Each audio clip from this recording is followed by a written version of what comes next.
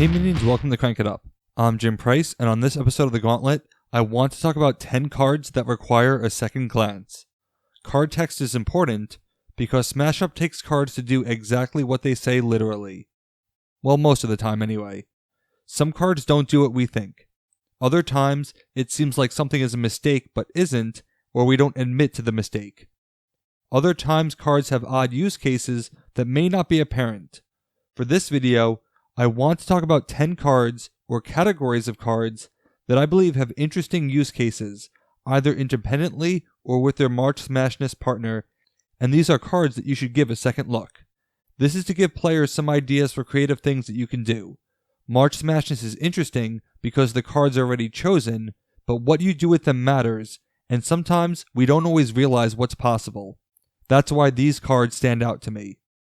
Number 10 on my list is a category of cards that I will call global specials, where they can be triggered before a base scores, but doesn't have to involve the base scoring at all.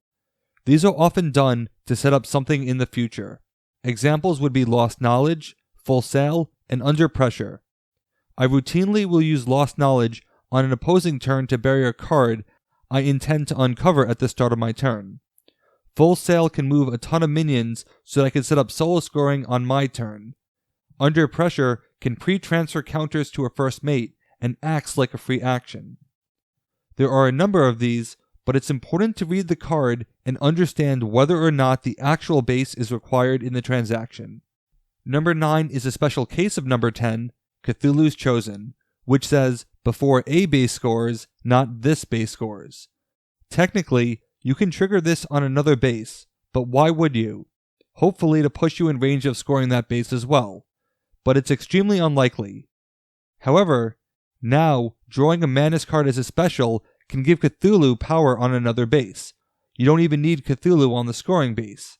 Even better, you get another Madness card for the Anansi to give away, and sometimes it's easier to give them than to gain them. Cthulhu's Chosen, used in this context, can help with that, and I can see drawing a Madness card on the scoring base when you are already winning for this very reason. Number 8 is For My Eyes Only. This card stands out because of its use with the Penguins, and no, it is not to reorder your deck for Command Penguin. No, I will use this card to trip my deck late in the game. The Penguins have a lot of card draw, but very little recursion, and spies tend to put their worst cards on the bottom, so the bottom of your deck is pretty bad. When you have 4 or less cards, I love using this card to look at 5 cards, which means I have to shuffle my deck and form a new one to have more cards to look at. This speeds up my recursion by 2 turns and allows me to put those very same bad cards back on the bottom of my newly formed deck. For a team that can burn through cards quickly, this is very significant and the best way to get the powerful spy actions back into the deck. Number 7 is Turn the Beat Around. This can be a decent special if you have minions to copy it, but it consumes Diva's ability and prevents better abilities from copying later.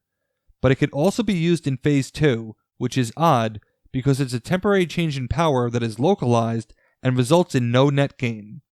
But it does lower someone's power by 1, which means that laser tops can potentially destroy them. Honestly, I don't see Turn the Beat Around being needed as a special for this team given what they can do, so being able to use it to take out a 3 might be useful after all. Number 6 is Ancient Chinese Art. Ancient Chinese Art is an interesting card because it can transfer counters off of your Drunken Master so that it can use its talent again, or just place the counter itself with its own talent. But it can also give a counter to an opposing minion. But why? I actually find myself doing this surprisingly often with Kung Fu Fighting Samurai. If I spread out, and I know I'm going to steal counters from a player who has counters themselves, why not place the counter on them and then steal to save a transfer? This is great for moving counters laterally. Additionally, you can give power to another player in order to create honorable combat, even if you intend to duel an unaffected minion. It's the little things like this that can add up surprisingly quickly. Number 5 is a card I talked about recently, Bruzer. Many players expect that Bruzer lasts until the end of the turn, but it does not. It lasts until the start of your turn. This means it can actually become vulnerable. Honestly, it seems like a mistake, since the touch is the end of turn, Solar Shout is end of turn, Huffy is end of turn, and Flighterizer is the end of turn. In fact, Bruzer is the only one with temporary reduction outside of changing to a gun, which logistically functions differently. So while it's nice to use its power to bring out the Werewolf Titan, it does create a moment of vulnerability. But if the vulnerability lasts, so does the power, and it means that the collectors cannot bounce them and they cannot be disintegrated. If there is an ability that targets minions of power 3, and you don't need the vulnerability, consider using the talent for a different form of protection. Number 4 is Dunwich Horror. Dunwich Horror gives a minion +5 power, but destroys it at the end of the turn, so it's often used for terminal power. But oddly enough, it can be played on any minion.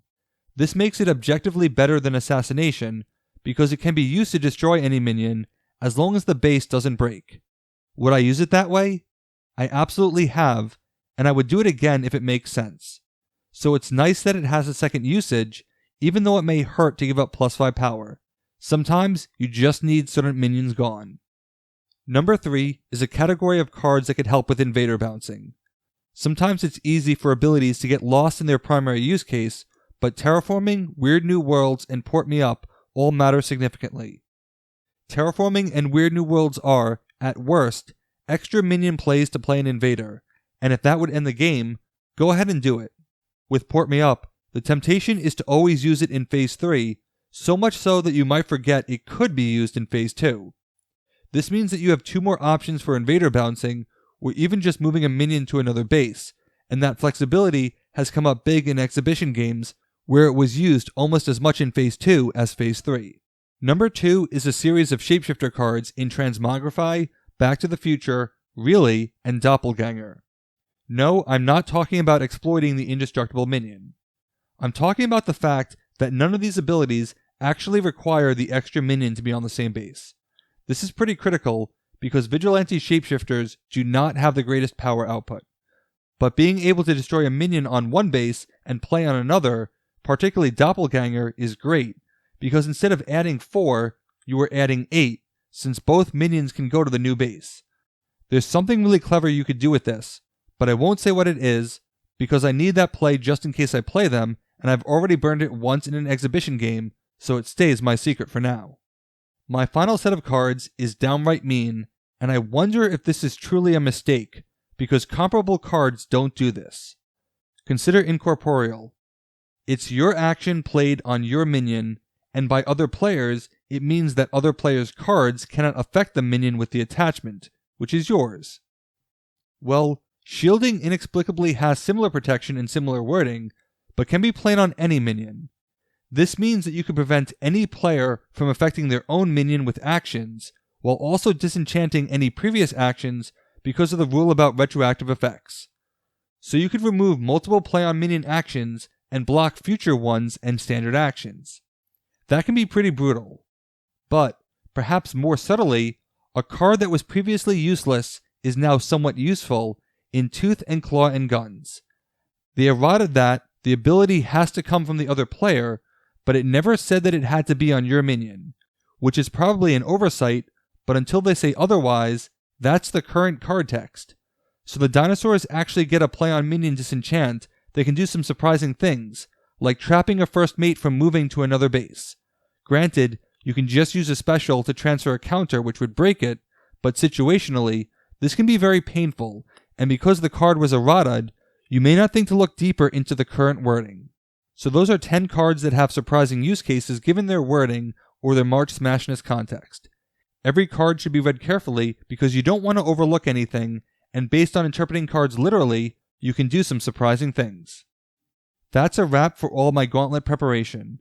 Next week we will release videos about the tournament itself, so be sure to like and subscribe and click the alert for notifications because you don't want to miss any of the announcements. Thanks for watching, be sure to like and subscribe, let's shut it down.